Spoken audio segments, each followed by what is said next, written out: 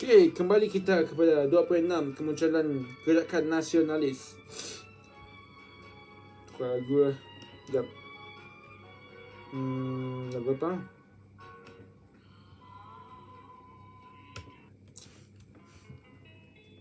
Hatiku rindu. Alright. 2.6. Kita ada peranan agama, penulisan kreatif, media cetak, sistem pendidikan, kemunculan golongan intelektual dan pengaruh luar dan serantau. Peranan agama datangnya daripada Islah dan Pan-Islamisme. Para pelajar yang melanjutkan pelajaran di Mesir terdedah dengan falsafah perjuangan gerakan Islah Syed Jamal al-Din al-Afghani. Gerakan Islah menyuruh umat Islam kembali kepada ajaran Islam yang sebenar. Gerakan ini juga muncul untuk menentang imperialisme barat di negara Islam. Okey. Penulisan kreatif.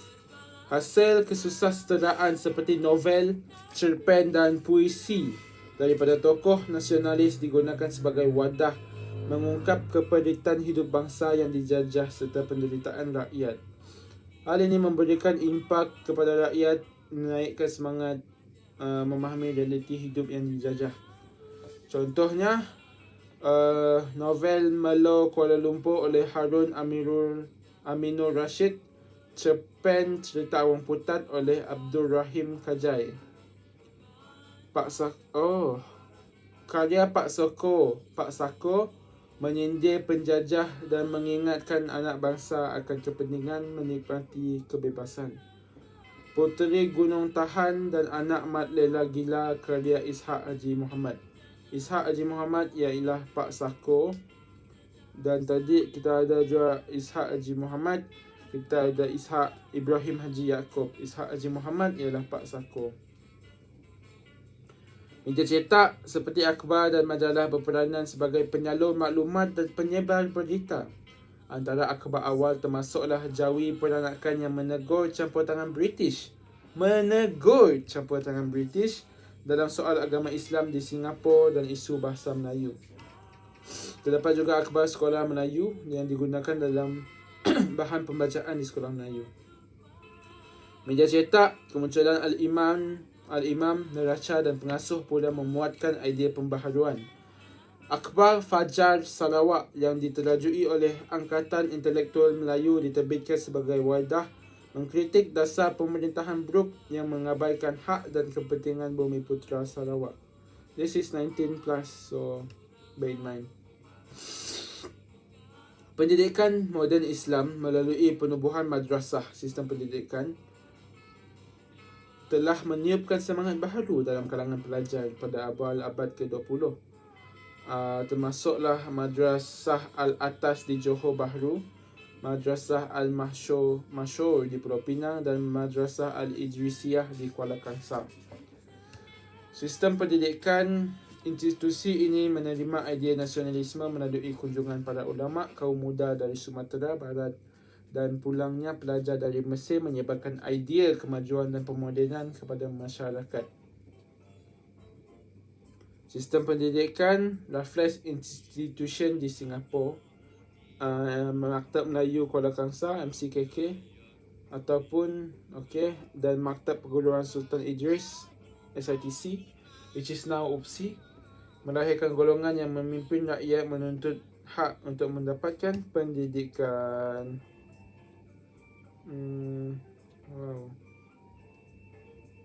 Sekejap.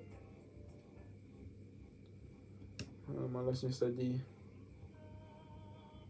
Sistem pendidikan didedahkan dengan idea tokoh falsafah Islam dan Barat yang memperlihatkan kemewahan bangsa yang dijajah serta mendesak British melakukan pembaharuan. Contohnya, Maktab Perguruan Sultan Idris menjadi medan ilmu berbincang menghasilkan karya nasionalisme bagi menyedarkan masyarakat. Kemunculan golongan intelektual. Asal dari perkembangan sistem pendidikan, lahirlah golongan intelektual seperti Lepasan Timur Tengah. Contohnya Syekh Al-Hadi yang menggerakkan idea pembaharuan dalam masyarakat.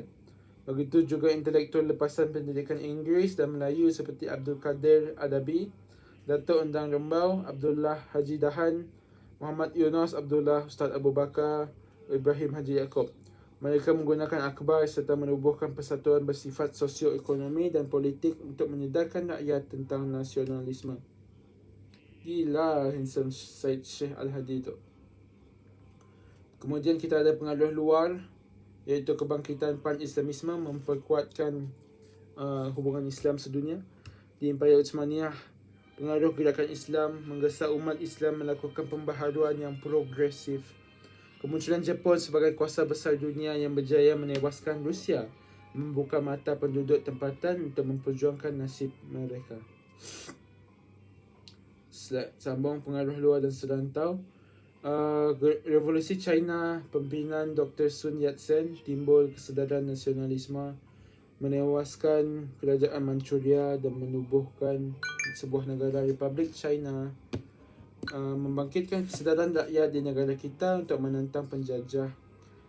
Begitu juga perjuangan Mahatma Gandhi di India yang menentang British tanpa kekerasan menjadi inspirasi pergerakan nasionalisme. Di Filipina, Jos Rizal dan Sukarno di Indonesia yang menyemarakkan usaha menentang penjajah di negara kita. 2.7. Wow, panjangnya. Ya Allah, help me ya Allah.